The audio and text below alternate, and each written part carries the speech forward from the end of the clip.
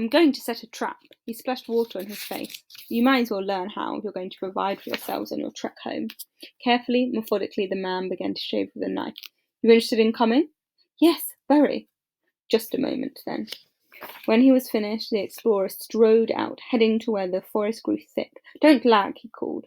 Fred felt guilty thinking about the others, but most of his energy was needed to keep up with the man's pace. Despite his limp, he moved twice as fast as Fred and 5 times as quickly. Don't we need to mark the trees to find our way back? Panted Fred. The explorer turned. He looked astonished, or it might, Fred thought, have been affronted. What do you take me for? No, we don't need to mark the trees, no more than you would need to mark the walls between your bedroom and your lavatory. This is my home. He gestured to the trees around them, which were thinner than those circling the city, and a lighter shade of green. We'll get wood from here for the trap. See this? He pointed to a branch as thick as Fred's wrist. Cut me 2 branches like that. They should be as straight as possible. That's a good tree over there. Here.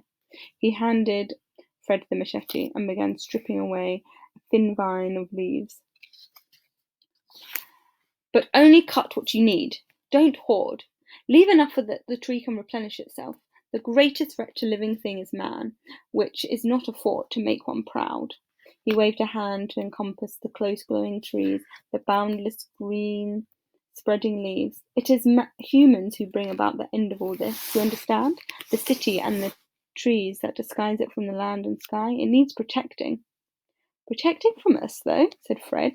He swept the machete through the air again. It made a very satisfying whistling sound. But what could we do to it? You can talk. Children are terrible at keeping secrets, and some kinds of knowledge are vulnerable. Like breathing things, they require great care. I've kept hundreds of secrets, said Fred.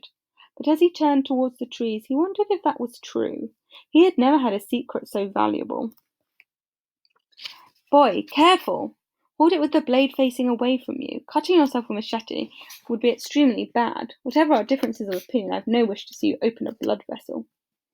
On the second try, the branch came to a satisfying thud. Good.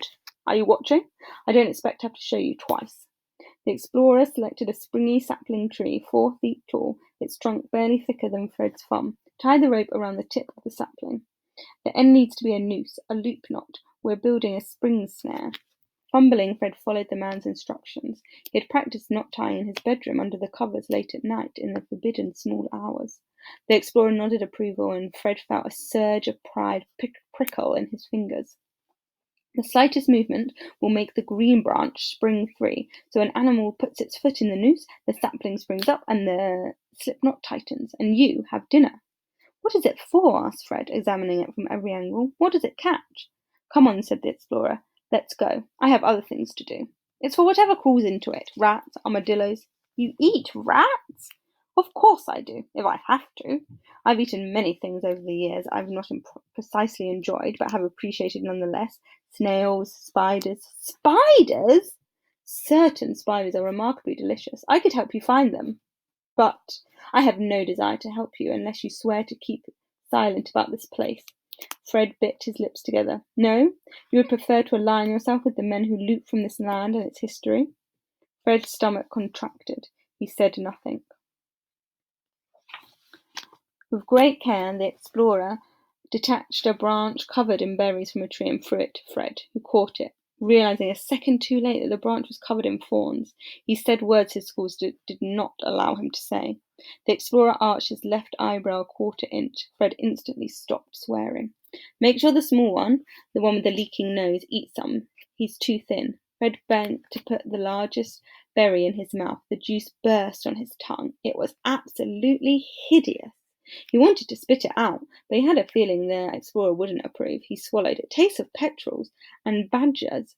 I think I might rather starve. No, you wouldn't. It's a long walk. It's best not to get too hungry if you can avoid it.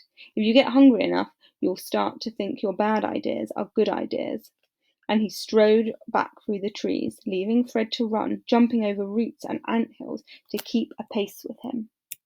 And that's the end of our chapter. So you can have a think about what you learned in that chapter, and if it's changed your opinion about the explorer and if your predictions were correct. And next time we'll read our next chapter, Tarantulas.